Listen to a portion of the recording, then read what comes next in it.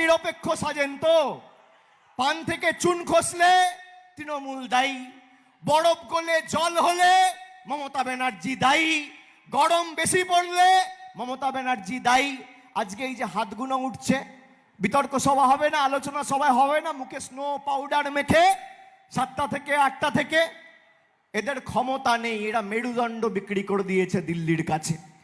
আমি আপনাদের বলছি মায়েরা, বিজেপি জায়গায় গিয়ে লোকেদের ধমকাচ্ছে, বলছে আমাদের যদি বাংলায় ভালো ফল হয় তাহলে লক্ষ্মীর ভান্ডার বন্ধ করে দেবো। আমি বলছি না, আমি রেকর্ডিং নিয়ে এসছি, আপনাদের আজকে রেকর্ডিং শোনাবো, আপনারা শুনুন।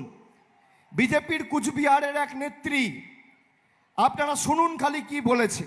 এটা আমার মুখের কথা না, এই মঞ্চে যারা বসে আছে তাদের মুখের কথা নয়, বিজেপির কুচবিহারের নেত্রীর মুখের কথা। আপনারা শুনুন খালি কি বলেছে।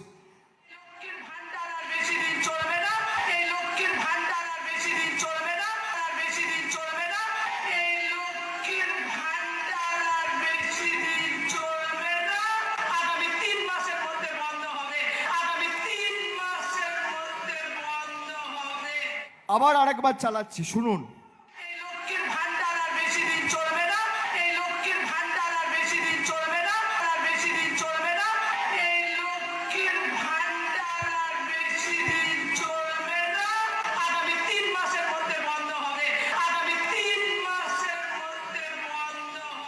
সবাই শুনতে পেয়েছেন?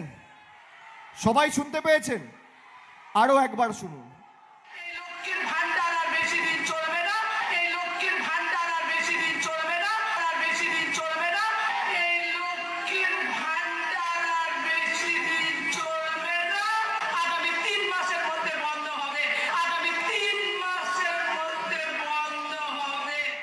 শুনলেন?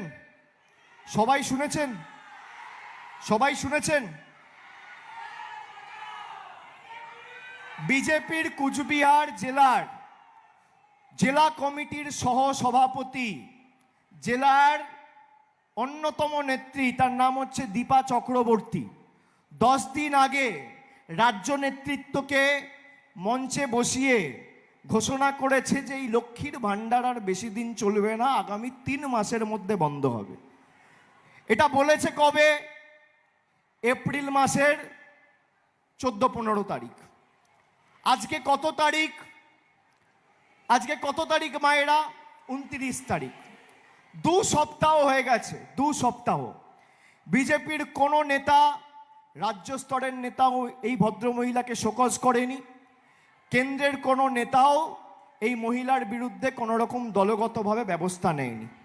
তাহলে ধরে নেওয়া যাক বিজেপির রাজ্য নেতৃত্ব এবং কেন্দ্রীয় নেতৃত্বর অনুমোদন নিয়েই ইনি কথাটা বলেছেন। হাত তুলে বলুন হ্যাঁ কি না।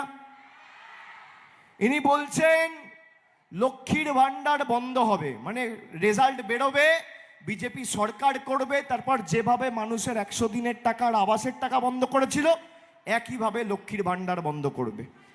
এবার আমি আমার মায়েদের জিজ্ঞেস করতে চাই, মায়েরা আপনারা এদেরকে লক্ষ্মীর ভান্ডার বন্ধ করার সুযোগ দিতে চান? সুযোগ দিতে চান? আপনারা এর বিরুদ্ধে যোগ্য জবাব দেবেন হ্যাঁ কি না? হ্যাঁ কি না? আপনারা চান লক্ষ্মীর ভান্ডার বন্ধ হোক? বিজেপিকে উচিত শিক্ষা দেওয়া উচিত হ্যাঁ কি না? আগামী 20 তারিখ লক্ষ্মীর ভান্ডার আর নিজের অধিকারকে সামনে রেখে জোড়া ফুলের প্রার্থীকে জিতিয়ে আমাদের সরকারের পাশে থাকা উচিত হ্যাঁ কি না?